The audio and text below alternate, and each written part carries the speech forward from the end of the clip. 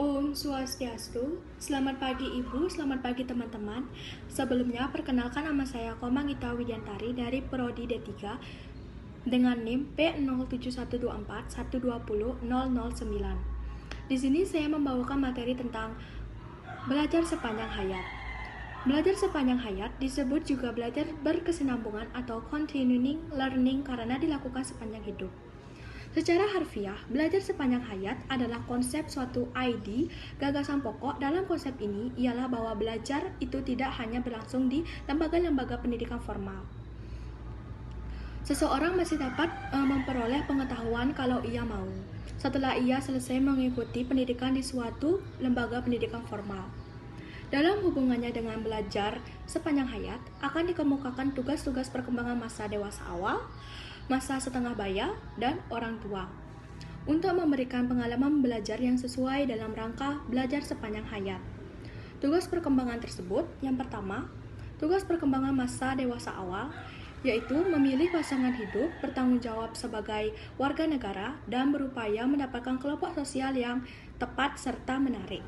Yang kedua, tugas perkembangan masa setengah baya, bertanggung jawab sosial dan menjadi warga negara yang baik, mengisi waktu senggang dengan kegiatan-kegiatan tertentu, menyesuaikan diri dengan perubahan fisik dan pertambahan umur.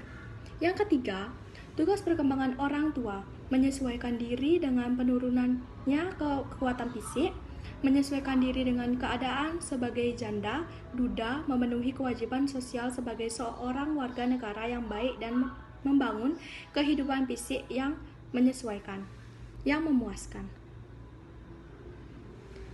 Dari gagasan-gagasan baik melalui pendekatan keagamaan maupun yang bersifat umum, dapat dipahami bahwa hakikatnya belajar itu tiada hentinya, terutama bagi orang dewasa dan orang tua agar mereka dapat mengikuti perkembangan zaman serta penemuan-penemuan baru di bidang pengetahuan dan teknologi. Yaitu seperti yang pertama, dari dimensi psikologis. Belajar sepanjang hayat, terutama bagi orang dewasa dan orang tua dapat di situasi belajar menyesuaikan sikap tertentu. Karena itu, perlu diperhatikan hal-hal berikut.